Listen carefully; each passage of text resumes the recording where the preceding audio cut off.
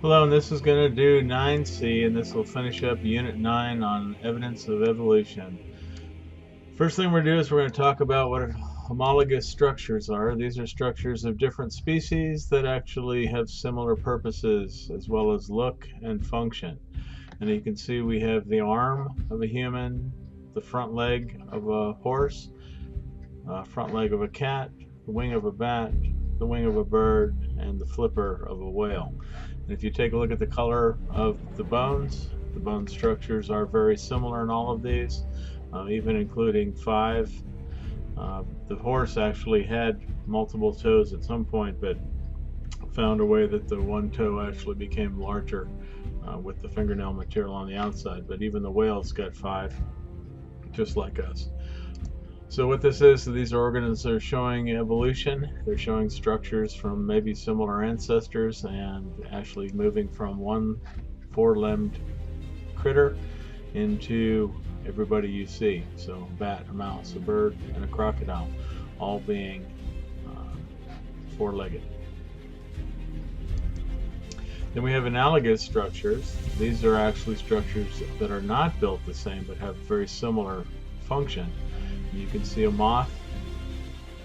How do you tell it's a moth? You can tell it because of the furry body. You can tell it because of the type of antenna. That's not a butterfly. This is the front arm of a dinosaur, pterodactyl. And then we have the front wing of a bird and the front wing of a bat. And there are those 5 fingers that we were talking about. Analogous. Bird and bat. Unrelated organisms evolve similar structures because they live in similar environments.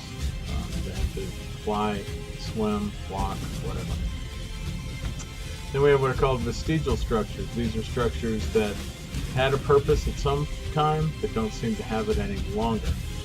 No longer required to survive. The appendix probably was part of our digestive system that actually helped with digestion of more starchy foods when we ate more plant material, but right now it has no purpose. In fact, all it can do is kill you. Humans have a tail, coxet, and we actually have this tail. Some people actually have the tail extended outside of their body, but we have the tail from time gone by. We have a fish that even has the place of an eye, except that the eye is no longer functional because he lives in a cave where it's dark, or she. And even whales still have the back hip and leg bones that they had when they once walked the earth. But they've lost the usage of those. They've actually now internalized. In fact, it's actually no longer attached to the spine. So even if they did have appendages, they would be useless. And the spine on the whale, on a mammal, up and down motion versus the side to side of a fish. Then we also have camouflage, where we have a sea dragon. Looks like an octopus sitting in there. A bird, excuse me, a bug looking like a leaf. It's better than a stick bug. And we have a praying mantis that actually looks like flowers. All of which trying to make it survive. Traits help an organism blend into surroundings. Better the organism blends, the more likely it'll survive to reproduce. And it can be actually trying to hide from things, or it could actually try to hide things because they taste good, or hide from things because they want things that do taste good. Here's an example of a cicada. It blends in really well, and I don't know if you can see the moth here. It blends in really well as well. And the cuttlefish camouflage, and I'm going to show you a little bit of this one because I think it's cool. The cuttlefish has taken camouflage to the next level. They can change their color, shape, and texture to blend in with the background. It's hard to believe it looking at these pictures, but all these cuttlefish are exactly the same species. They're simply changing their appearance depending on what's around them. It's called adaptive camouflage, and it's perfect for hiding from both predators and prey.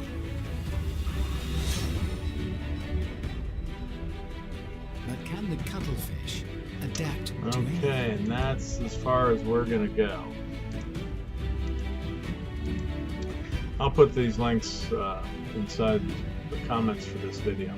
We also have what's called mimicry. Mimicry is actually when one species looks very similar to another species. Viceroy is a butterfly that tries to look like a monarch. Monarch has because they live on milkweed, actually has a poison. If they are eaten, they taste really bad. So this viceroy actually mimics the monarch so that hopefully it won't be eaten because they do taste good. We have the same thing with the coral snake and the king snake. We have the venomous black touches yellow, you're a dead fellow. Black touches red, you're not dead. I don't know what the saying is, so if I ever saw one of these, I don't know which one to touch, but I love catching snakes. We have stick bug that actually looks like branches or parts of a plant. We have 1, 2, 3 frogs that are blending in with the leaf matter very well, and we have a moth that actually has these eye spots called an owl moth on these eye spots on the back wing, so that even when the moth is looking this direction, something trying to sneak up behind it thinks it's eyes and maybe think twice. The more one looks like another, the more likely it survives to reproduce. Then we also have fossil evidence, and here's where we talked about the horse. If you looked at a horse a long time ago, it actually had the 5, and then it went down to 3, and then it still has 3 with 1 enlarging, and then eventually it moves over to the 1 hoof that we've got, the tooth, very similar because of the material that it eats. And this goes from the beginning of the Cenozoic age of mammals through recent time, because remember, this is the age of the mammals. This is a trilobite. Trilobites are a very good index fossil. They lived almost everywhere it was water, and they only lived for a short amount of time, and then we had the end of the Paleozoic, which they became extinct and they're gone. Very much like a horseshoe crab, though. When an organism dies, it's removed from the environment as soon as you possibly can. In order for it to be fossilized, something else has to happen. We also have to be able to get this thing to be buried very quickly. This may show how species change over time, as well as the habitat they lived, aquatic, the diet that they eat. We can get mouth parts. We actually look at the tooth of these ancestral horses, and we can see they still eat plant material, as well as their function. Pretty quick, and swimming in the water with a hard shell to protect it. Embryology, excuse me a second. Embryology, going to show examples of humans, whales, chickens, and turtles. If you take a look at this as a human fetus, this is in the 5th week of development, very prominent tail. We also have gill slits that are visible. This is the front arm, the back leg is just starting.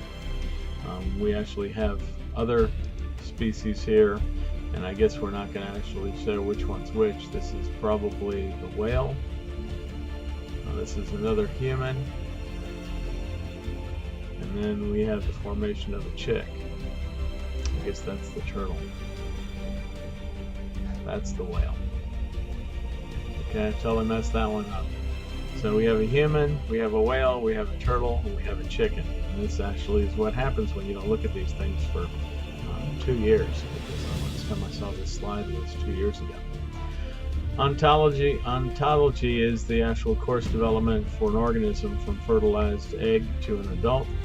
Phylogeny is actually the evolutionary history, so you can actually say that ontology recapitulates phylogeny. So when we actually see the development of an organism, we can actually tell something about its evolutionary history. Here's an example. If you take a look at these, do I tell you what these things are? Embryology is the study of embryos and how they develop with structure and function. The longer one resembles another, the more related they are. Right here, you can see they have eyes. They have gill slits. They have tails. I'm not exactly sure what these are going to end up being. Let's say heart. And then we go a little bit through time, and now they start looking a little different. Some of these start looking more fish or reptilian. These guys still look fairly similar, and these guys look still fairly similar.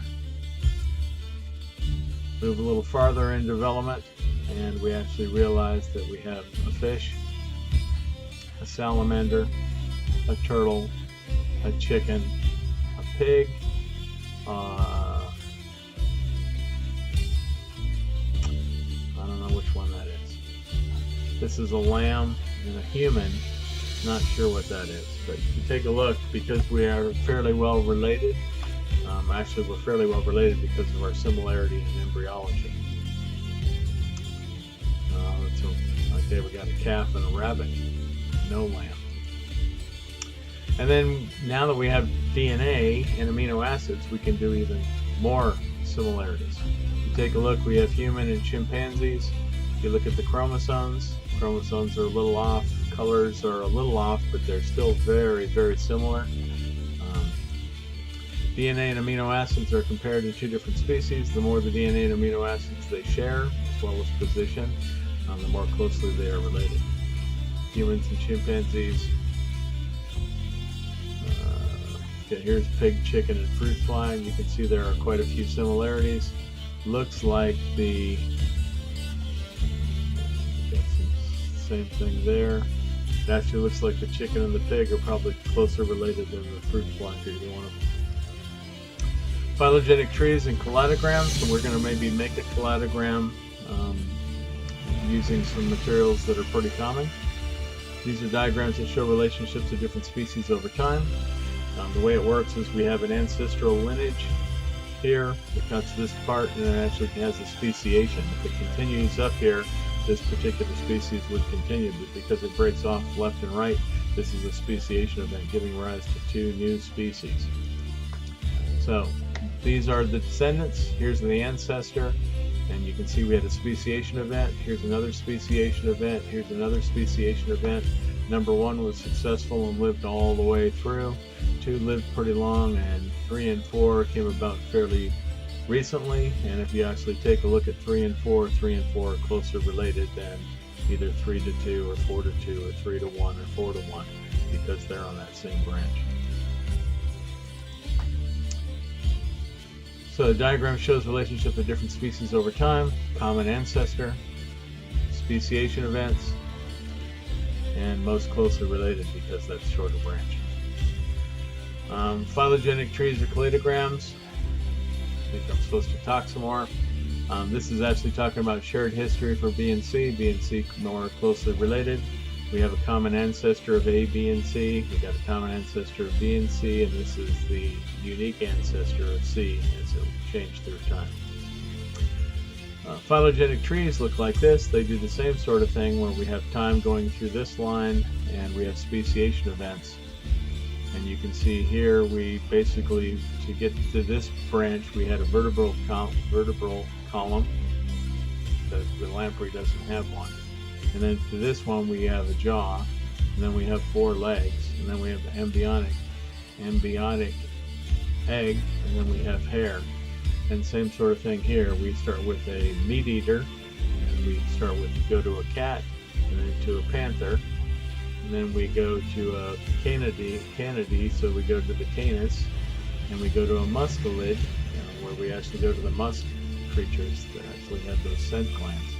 And again, these two are going to be more closely related than any one of these to any of the other ones. And these two are more closely related. This one is the farthest removed because the speciation event was way down here when we have order. The longer they resemble one another, the more they're related. Evolution for Dummies. You can take a look at this. I think it's actually a good movie, and I will try to post that in there. 10 minutes, I don't want to add that. And then the last phylogenic tree and cladogram we're going to talk about is humans. I really like this statue. What would happen if the monkey actually took the right course? And I don't know if you can see this. There's a monkey looking at a human skull. I think my picture is right here. But anyway, the roles are really reversed. And if you look at this phylogenic tree, we have a common ancestor. This is Australopithecus africanus, and goes up here and moves to this location. Also, they had a speciation event here, and this one dies out with robustus and bonsai. And then this one actually moves over and becomes a whole lot of different species. all these guys become extinct. All these guys are the speciation events. And then we finally get all the way over to this creature that goes all the way over to Neanderthal, Homo neanderthalis, and Homo sapien. This is actually a Homo sapien too, so we call ourselves now Homo sapien sapien, large brain case, but that's us. And if you take a look at this whole branch, do you see any monkeys? Man did not come from monkey. Monkey and man came from a common ancestor that was even before Australopithecus africanus. This is Lucy, where we found a partial skeleton, so we know a lot about her based on the bones that she had. And then the last thing, this is a selfie made by a black, what's this monkey species? If you just Google monkey selfie, you'll probably get this. What happened is the monkeys saw the photographer taking the pictures. The photographer left the camera on a tripod, and the monkey went over and took, I think, hundreds of pictures, and this is just one. A lot of them were out of focus. What the heck is a monkey gonna know? But I think the monkey actually saw his or her reflection in the lens and liked it. Smiles. And I think that's it for Unit 9. So get ready with that study guide, get ready for the test, because it's coming. Bye-bye.